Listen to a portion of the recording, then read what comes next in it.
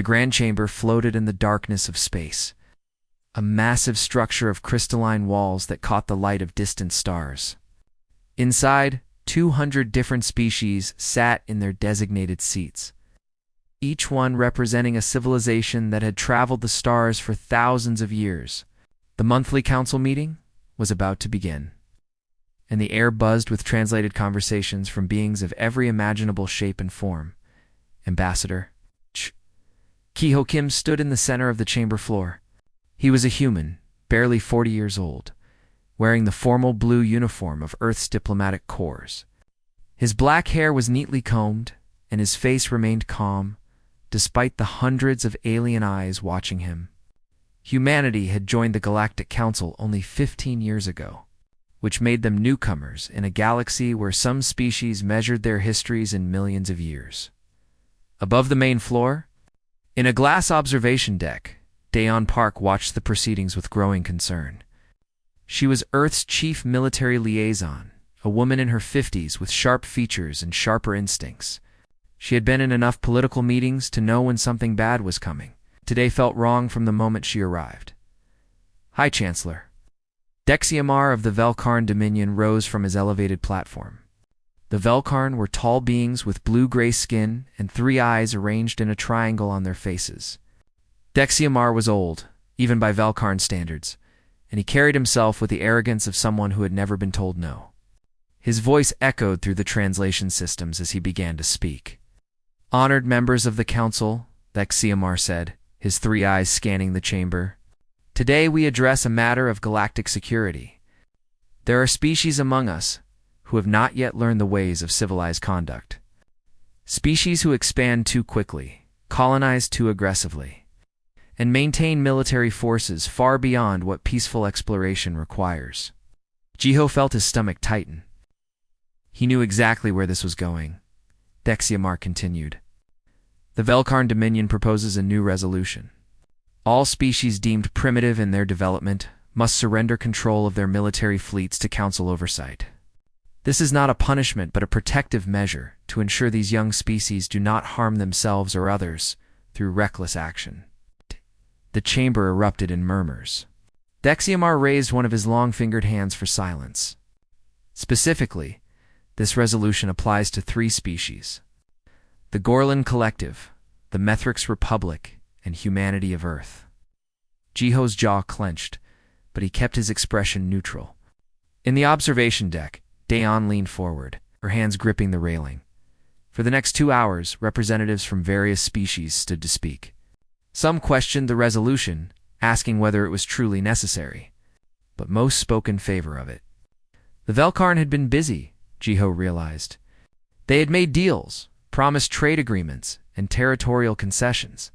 They had built a coalition specifically to pass this resolution, when the floor was finally given to the affected species. The Gorlan and Methrix representatives protested weakly. They were small civilizations, barely a dozen planets each. They had no leverage, and everyone knew it. Then it was Jiho's turn. He walked to the speaking platform with measured steps. The chamber fell quiet. Despite humanity's youth in galactic terms, they had made an impression in their 15 years on the Council. They were unpredictable, energetic, and had already helped resolve to regional conflicts through unexpected diplomatic solutions. "Honored Council members," Jiho began, his voice steady. "I want to remind this assembly of Earth's record. In 15 years, we have honored every treaty we signed. We have respected every boundary established by this Council.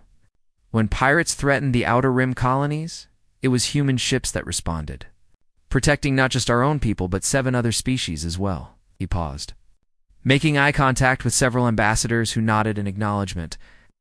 "We have contributed our technology freely to Council databases. We have opened our worlds to cultural exchange.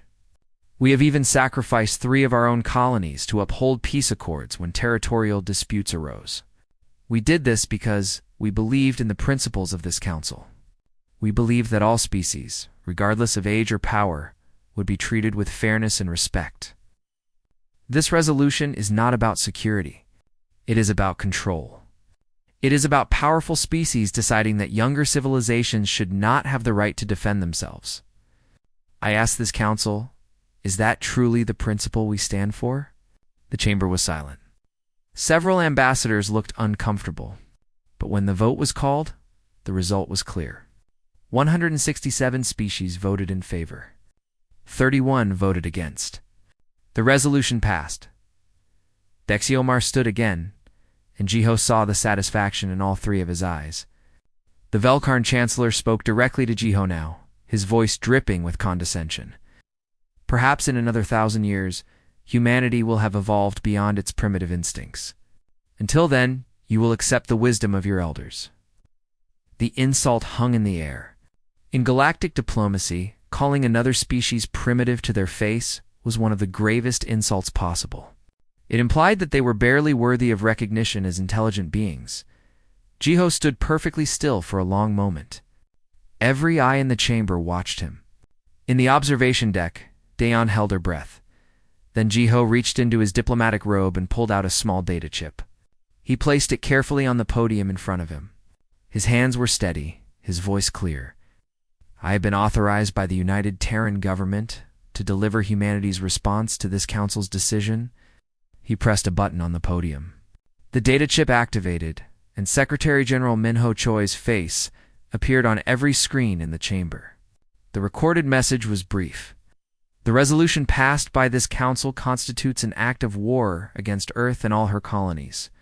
Effective immediately, all treaties between the United Terran government and the Galactic Council are void. We will defend our sovereignty by any means necessary. The message ended. Jiho looked up at Dexiomar, then at the entire council. Humanity thanks the council for the past 15 years. We came in peace, hoping for friendship. You have chosen a different path. So be it. The chamber exploded into chaos. Ambassadors shouted in dozens of languages. Security systems activated as some species began to leave their seats. Through it all, Jiho walked calmly toward the exit. Dayon met him at the door of the observation deck. Are we really doing this? She asked quietly. Jiho nodded. We prepared for this possibility. Now we see if our preparations were enough. Behind them, Dexiomar was calling for order, his voice rising above the din. But the damage was done. Humanity had declared war on the Galactic Council, and nothing would ever be the same again. 3 weeks earlier, deep beneath the city of Geneva, Secretary General Minho Choi sat at the head of a long table in a room that officially did not exist. The concrete walls were lined with equipment that could detect any listening device in a 1,000-mile radius. Around the table sat the most powerful military leaders Earth had ever assembled. Minho was a man in his late 60s, with gray hair and the tired eyes of someone who had carried the weight of humanity's future for too long. He looked at each person in turn. Fleet Admiral Hannah Lee, commander of Earth's Space Forces. General Taiwan Sung, head of ground operations. Director Yuna Kong, who ran Terran intelligence. And several others, each one critical to what was about to happen. Show them, Minho said quietly.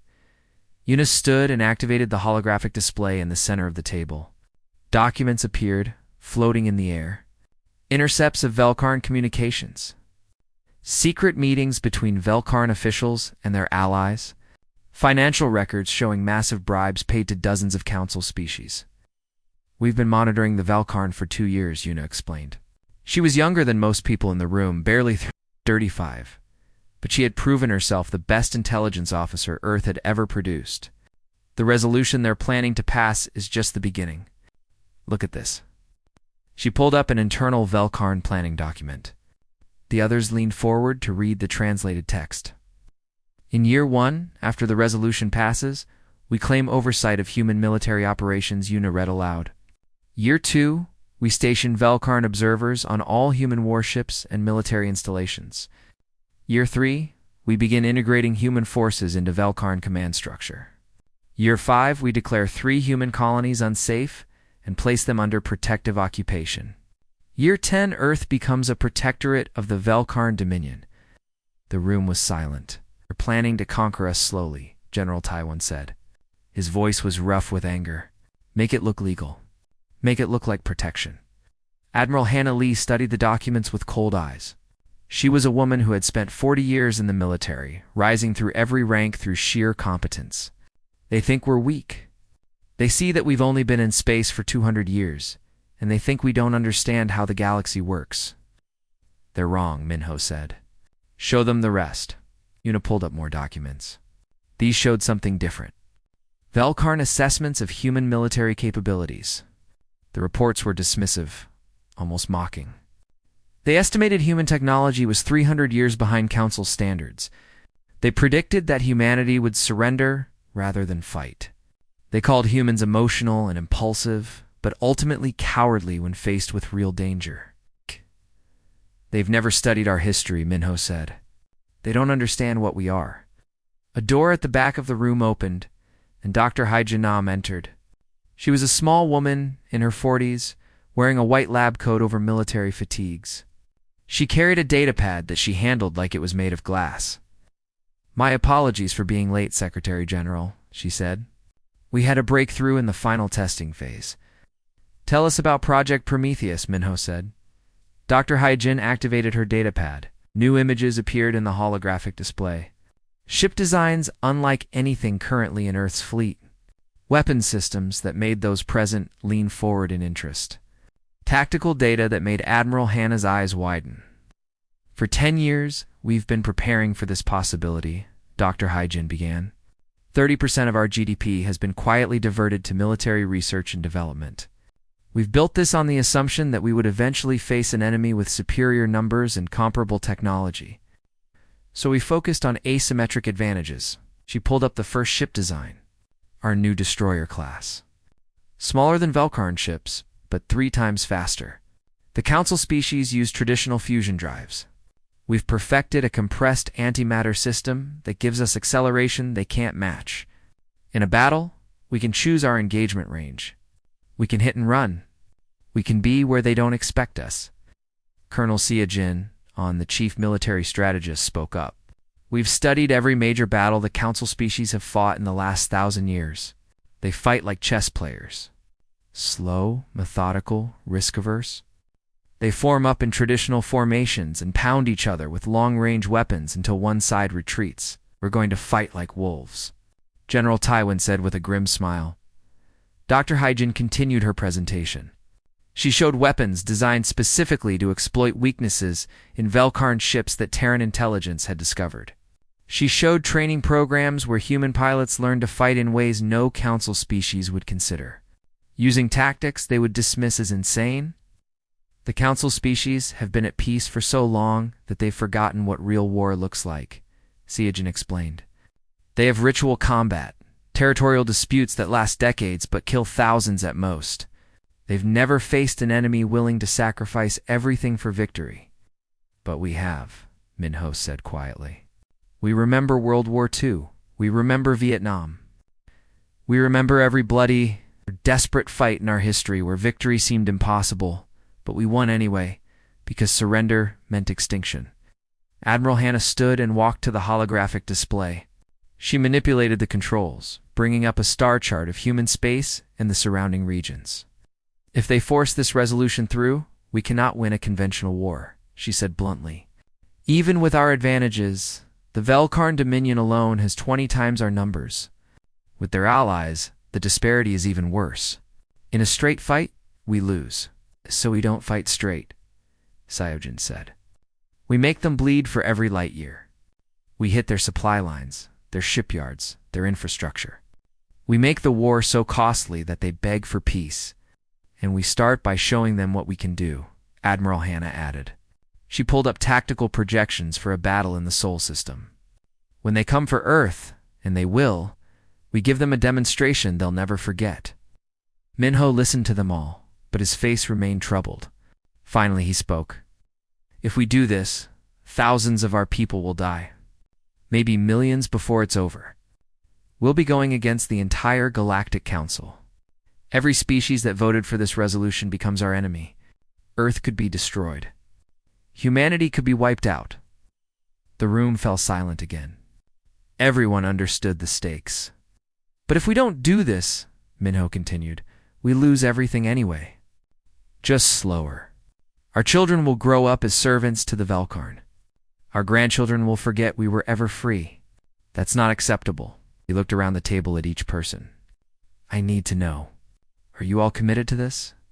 Because once we start, there's no going back. One by one, they nodded. Admiral Hannah spoke for all of them. Sir, we didn't join the military to surrender humanity's freedom without a fight.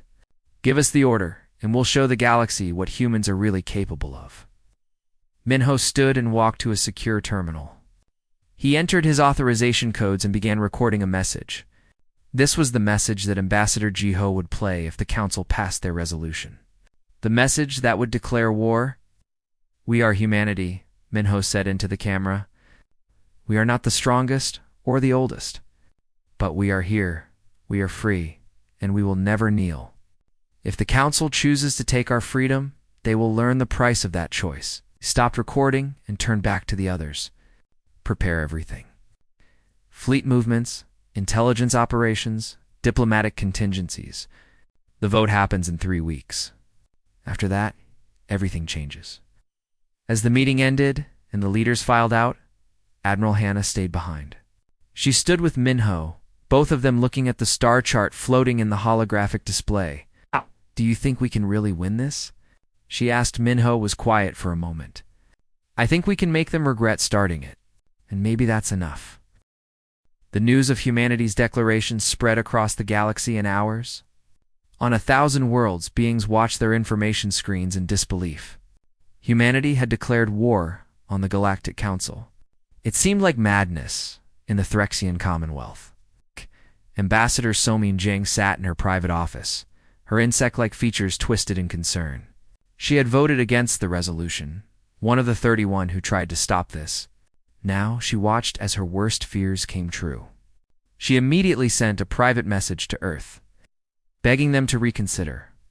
On the Valkarn homeworld, High Chancellor Dexiamar stood before his military commanders, his 3 eyes gleaming with satisfaction. The humans have given us the excuse we needed, he said. Send the 7th Fleet to Sol. Show them what happens when primitive species challenge their betters. Most species in the galaxy believed this would be over quickly. The Velkarn's 7th Fleet was legendary. 300 warships, including the 5-kilometer-long dreadnought Eternal Glory. The fleet had conquered 17 star systems and never lost a battle. Against Earth's small fleet, victory seemed certain. Admiral Krexther commanded the Valkarn fleet from the bridge of the Eternal Glory. He was a veteran of 50 years of military service, and he treated this mission with mild annoyance. It seemed wasteful to use such a powerful force against such weak opponents. But orders were orders. 40-8 hours after Jiho's declaration. The Velkarn fleet entered the Sol system. Fleet Admiral Hannah Lee watched them come. She stood on the bridge of the UTNV Indomitable, Earth's flagship. Around her, officers worked quietly at their stations, faces calm despite the fear that must have been racing through their minds. Hannah had handpicked every person on this ship. They were the best humanity had to offer. The tactical display showed the situation clearly.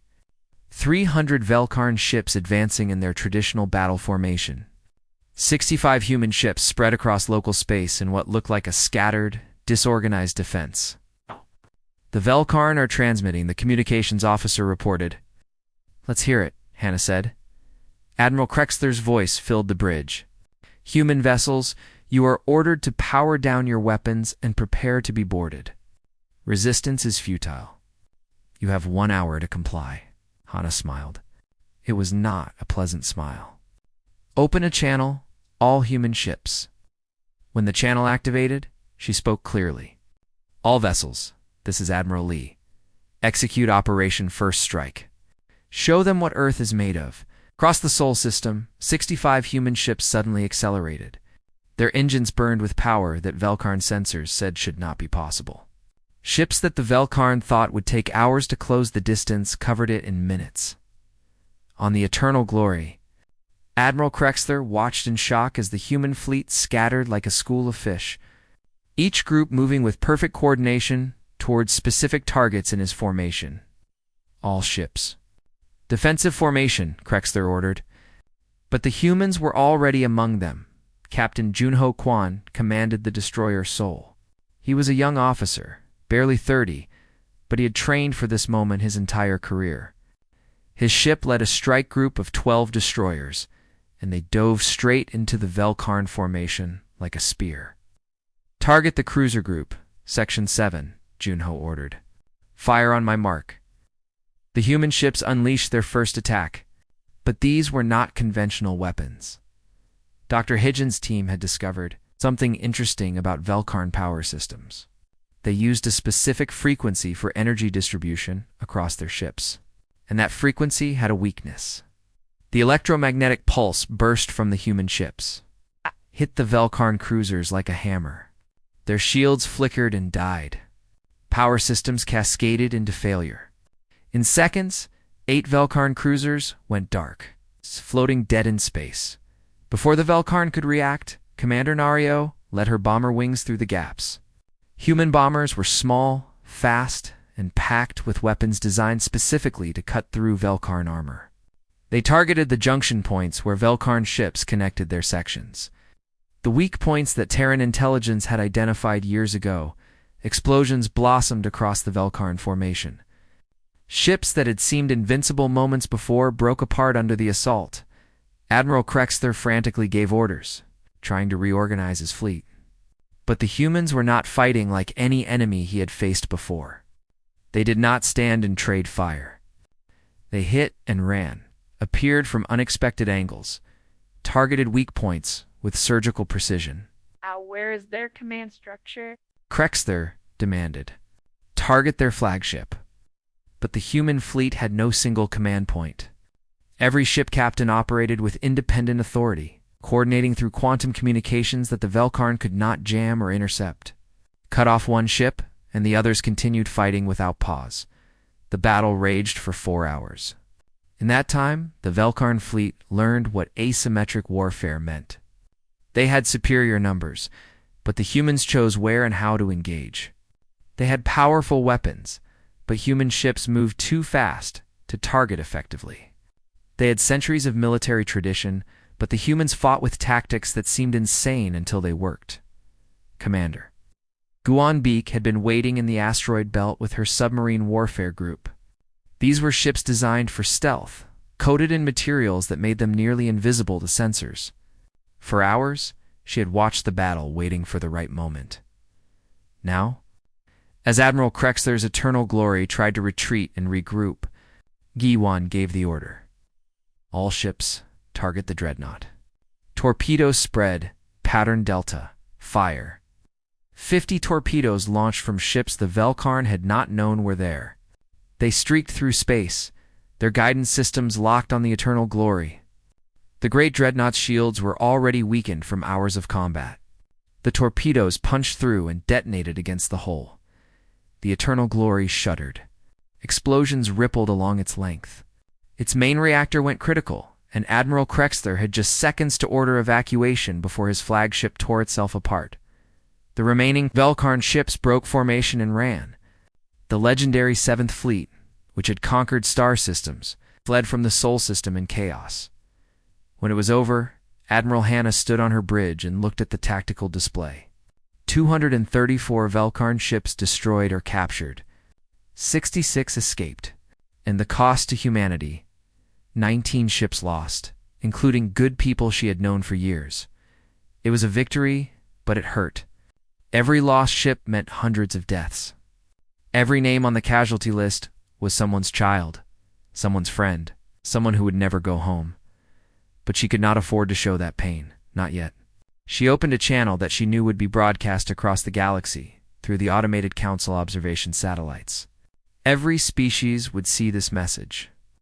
"This is Fleet Admiral Hannah Lee of the United Terran Government," she said. Her voice was steady, strong. "Let this battle be a message to the Galactic Council. Humanity did not want this war. We came to the stars, seeking peace and friendship, but we will never surrender our freedom. Any species that enters Terran space with hostile intent will face the same fate as the Velkarn's 7th Fleet. We are humans. We do not kneel." Transmission ended. Across the galaxy, Species that had dismissed humanity as primitive newcomers sat in stunned silence. The impossible had happened. Earth had one dot in his office on the Velkarn homeworld. High Chancellor Dexiamar stared at the battle report with all three eyes. His legendary fleet had been destroyed by an enemy one-fifth its size. The implications were staggering. "Call the coalition," he said to his aides. "Call everyone who voted for the resolution. Tell them we need their fleets. All of them." On Earth, Secretary General Minho Choi watched the same battle footage. He saw the victory, but he also understood what it meant. This was just the beginning. The Velkarn would not accept this defeat. They would come again, and next time they would bring allies. "Get me Admiral Lee," Minho said quietly. "Tell her well done, and tell her to prepare for the real war, because it's coming." The Galactic Council convened an emergency session. 3 days after the Battle of Seoul, the Grand Chamber buzzed with arguments and accusations. Species who had voted for the resolution now faced an uncomfortable truth. The humans had won, and one decisively Ambassador Young-Mi Han of the Drakkar Union was the first to speak what many were thinking. "The Velkarn provoked this conflict with an unjust resolution.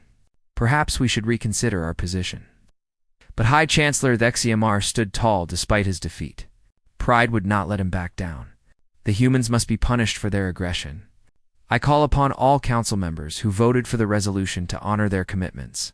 Send your fleets. Together, we will crush this rebellion." One by one, powerful species pledged their support. The Nexan Consortium, the Kurvath Empire, and 6 other major powers committed their forces. When the count was complete, the coalition could field nearly 10,000 warships. It was the largest military force assembled in the galaxy in 500 years. The news reached Earth within hours. Secretary General Minho Choi sat in his office, staring at the intelligence reports. Director Sun Wukong, who had taken over military coordination, stood beside him with equally grim expressions. "We cannot win a direct war against these numbers," Sun Wu said bluntly. "Even with our advantages, even with perfect tactics, we simply do not have enough ships." Minho nodded slowly. He looked older than he had just weeks ago. The weight of billions of lives pressed down on him. "Then we change the rules. Call Dr. Hajin. Tell her to activate Phase 2 of Project Prometheus." Dr. Hajin Nam arrived within the hour. She brought with her a team of specialists and a plan that made even hardened military officers uncomfortable. "We cannot match them ship to ship," she explained, pulling up star charts across the holographic display. "So we do not fight them ship to ship. We fight them everywhere, except in space battles. We strike at their infrastructure, their supply lines, their industrial capacity. We make them afraid to fight us at all." Colonel Dongman Park led the first operations. He commanded Earth's special forces, teams trained for years in every type of alien environment imaginable. They had studied Nexon industrial stations, Kurvath fuel refineries, Velkarn communication relays. They knew the weaknesses of every system. His first target was a Nexon manufacturing station in the Outer Rim. The station produced 200 warships per year, a critical part of the Coalition's military strength. Getting to it would require traveling through hostile space, infiltrating one of the most secure facilities in the galaxy, and escaping alive. Colonel Dongman's team did it in 72 hours. Lieutenant Murray Song was part of that team. She was a computer systems expert, trained in alien programming languages and AI architecture. While her teammates secured the perimeter, Murray accessed the station's manufacturing AI. She did not destroy it. That would have been simple. Instead, she planted logic bombs deep in the code. "The bombs will activate randomly over the next 6 months," Murray explained later. "Ships built here will pass all inspections. They'll look perfect. But in combat, at random moments, their systems will fail. Weapons will misfire. Shields will drop. Life support will shut down." Over the next 3 months, 300 newly built Nexon warships became death traps for their crews. The Nexon Consortium lost an entire fleet without humans firing a shot. Major Kunho. Nam led another strike team against a Kurvath fuel refinery complex. The Kurvath relied on a specific type of processed fuel for their faster-than-light drives. The refinery produced enough fuel for their entire fleet. Kung Ho's team destroyed it completely, along with the 6 months of fuel already in storage. The Kurvath fleet found itself stuck in their home system, unable to join the Coalition's advance. By the time they could move, the war had passed them by, but the Coalition adapted. Supreme Commander Vexeloth took overall command of the Allied forces. He was a Nexan admiral with 2 centuries of experience, and he recognized what the humans were doing. He ordered convoy systems for all supply ships. He tripled security at every important facility. He planned his advance carefully, never overextending, always keeping his forces concentrated. Still, the Coalition bled. Every day brought news of another sabotage, another ambush, another supply depot destroyed by human commandos, who appeared from nowhere and vanished just as quickly. The major battles came anyway. Both sides knew that, eventually, the Coalition would reach human space, and then there would be no avoiding direct combat. The Battle of Proxima Colony became one of the war's defining moments. Commander Junho Kwan, promoted after his success at Seoul, defended the system with 37 ships against a Coalition force of 300. Junho had turned the entire asteroid belt around Proxima into a weapon. Rocks were rigged with explosives. False sensor readings made the belt seem empty when it was actually full of hidden human ships. Supply caches were hidden in hollowed-out asteroids. The humans knew every inch of that belt. The Coalition did not. The battle lasted 8 days. Junho's forces would strike and vanish into the asteroids. Coalition ships trying to pursue found themselves lost in a maze of rocks and sensor interference. Hidden weapons platforms would activate, tear apart a few ships, then shut down before return fire could locate them. Junho himself flew a fighter in the final engagement. His carrier had been destroyed 2 days earlier, but he refused evacuation. He led a desperate attack on the Coalition command ship, flying through fire so thick it seemed impossible anyone could survive. His missile hit its target. The Coalition commander died, and the fleet retreated in confusion. But Junho's fighter was torn apart by defensive fire. He was pulled from the wreckage barely alive, with injuries that would keep him in medical care for months. Proxima held. The cost was 29 human ships destroyed and 4,000 lives lost. But the Coalition lost over 200 ships. The battle showed the galaxy something important. Humans could win not just through surprise, but through sheer determination and tactical brilliance. Across Council space, opinions began to shift.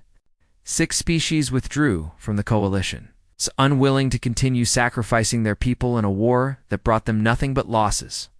Their economies were suffering from human raids. Their populations protested in the streets, demanding an end to the fighting. But Ambassador Gio's work was just as important as the military victories. He worked tirelessly with sympathetic species, building support for Earth's position. Ambassador Soman Jang of the Threxians risked everything to help him.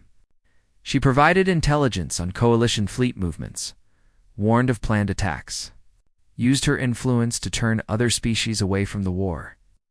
This resolution was wrong from the beginning, she told Jiho during a secret meeting. Many of us knew it, but we were afraid to stand against the Velkarn. Your people have shown courage that shames us. If Earth falls, the Council will become nothing more than a tool for the powerful to oppress the weak. 6 months into the war, both sides were exhausted. The Coalition had lost over 4,000 ships. Humanity had lost 40% of its fleet.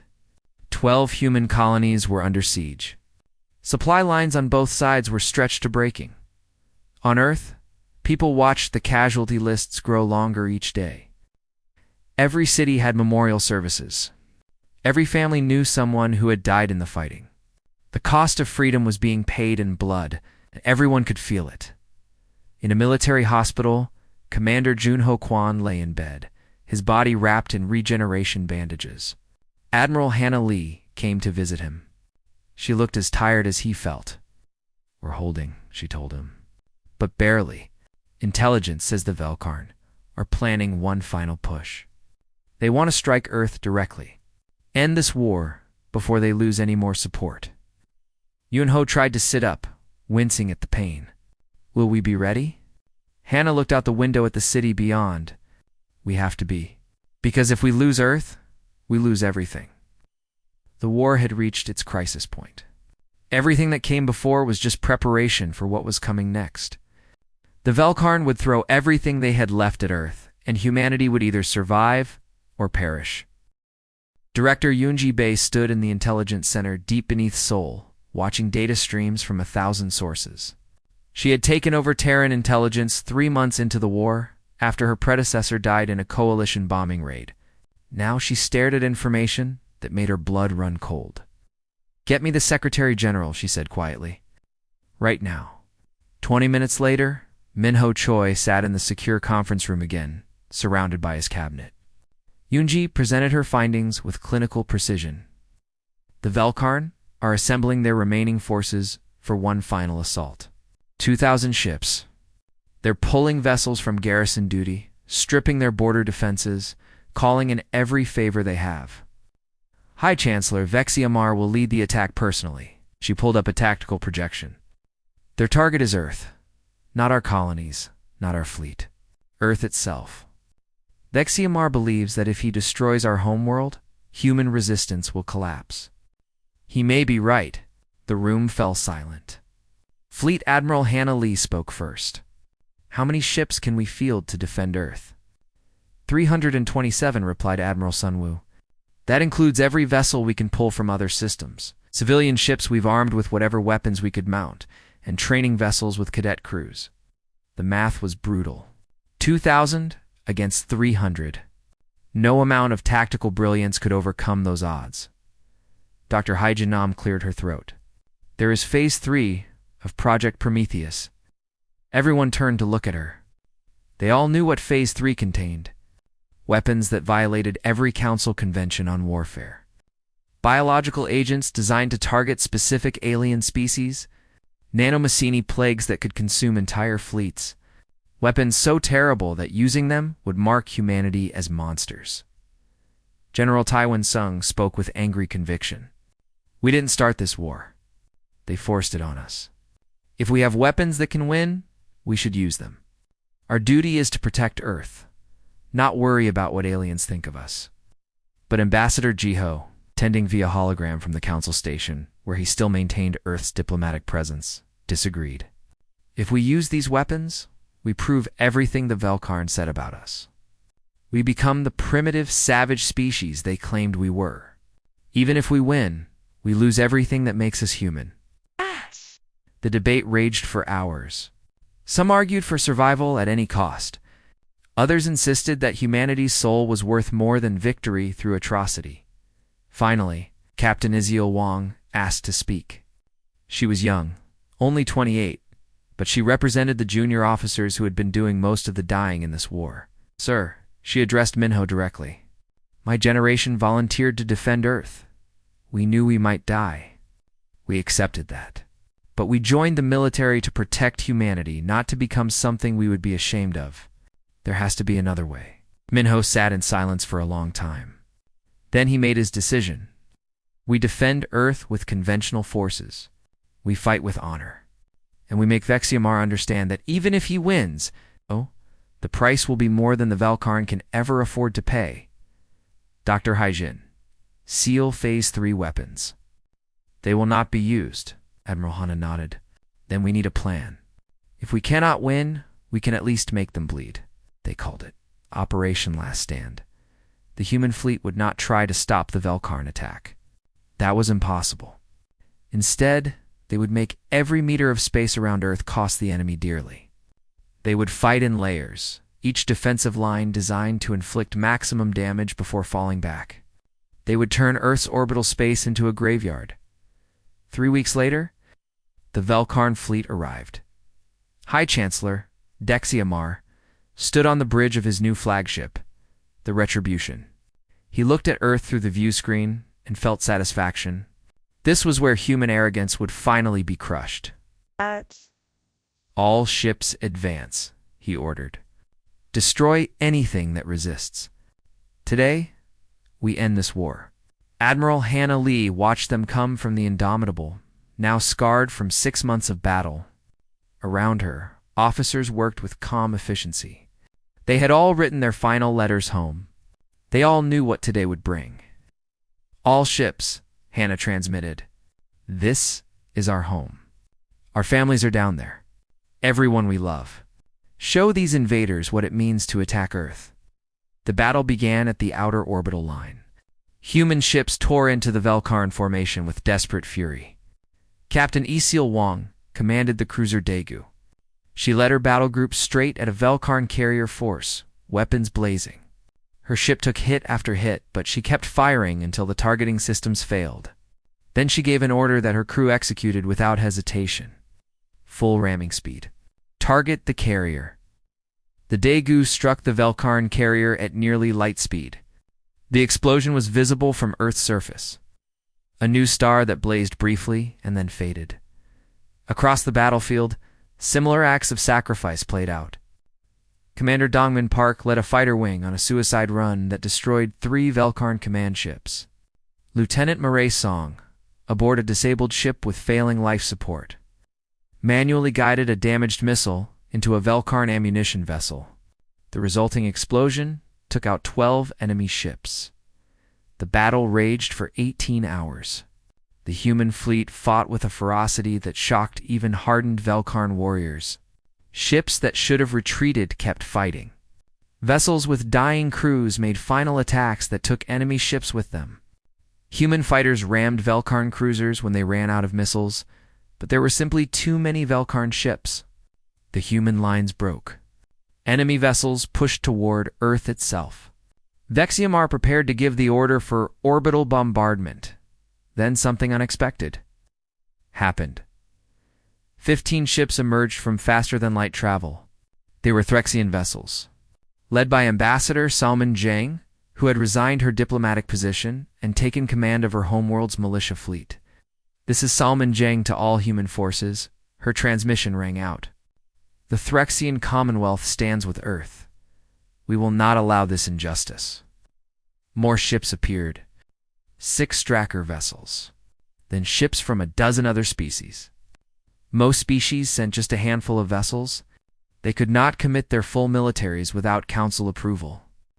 But individual commanders, retired officers, merchant captains who armed their cargo ships, they came anyway. It was not a large force, perhaps 100 ships total. But they represented something crucial. They represented species who believed Earth was right. The battle turned. The coalition of the willing joined the human defensive line. Together, they focused fire on the Velkarn flagship. Dexiamar watched in growing horror as his fleet, already battered by human resistance, now faced enemies from multiple directions. His shields failed under concentrated bombardment. His ship shuddered as weapons tore through the hull. "All ships retreat," Dexiamar ordered, his pride finally broken. Retreat. The Velkarn fleet fled. They left behind 600 destroyed vessels and their dreams of conquest. Earth was saved. The cost was staggering. 200 human ships lost. Over 50,000 human military personnel dead. The alien allies who came to help lost 30 vessels and thousands more lives. But Earth survived. 2 weeks later, the Galactic Council met again. The chamber was different now. Many of the species who had supported the resolution sat in shame. The Velkarn Dominion was in chaos. Vexiamar removed from power by his own people who could no longer afford his pride. Ambassador Jiho stood before the council once more. A new Velkarn representative, Ambassador Wujin Li, approached him formally. "On behalf of the Velkarn people," Wujin said, his 3 eyes lowered in genuine shame, "I apologize for the injustice done to humanity. The resolution was wrong. The war was wrong. We have paid a terrible price for our arrogance, but not as terrible as the price we forced you to pay." Jiho accepted the apology with grace. Then he addressed the full council. Humanity did not want this war. We came to the stars hoping for friendship, for partnership, for a place among the community of intelligent species. You chose a different path. So did we. We have proven that we can stand among you as equals. We hope that moving forward, you will treat us as such. The resolution was formally repealed. The Valkarn Dominion was ordered to pay reparations, though Jiho argued for reduced amounts, saying more bloodshed would not bring back the dead. Earth's seat in the council was moved from the outer rim to the inner circle, a symbol of their new status. It was respect earned through blood and courage. 3 months after the battle, Earth held a memorial ceremony. Secretary General Minho Choi stood before a monument carved with 50,000 names. He looked older now, worn by the weight of decisions that had cost so many lives. We paid a terrible price to secure our freedom, he told the assembled crowd. Every name on this monument represents someone who gave everything so that humanity could remain free. Let us never forget them. Let us never stop working to ensure no species, human or alien, ever faces such a choice again. Fleet Admiral Hannah Lee, retired now and walking with a cane from injuries that never fully healed, stood with survivors from her fleet. Commander Junho Kwan was there, still recovering but alive. Lieutenant Murray Song, who had survived her disabled ship. Major Kyung Ho Nam. So many others who had fought and somehow survived. Ambassador Jiho returned to the council chambers. He walked through corridors where species who once dismissed humanity now greeted him with respect. It was respect earned through sacrifice, respect paid for with blood.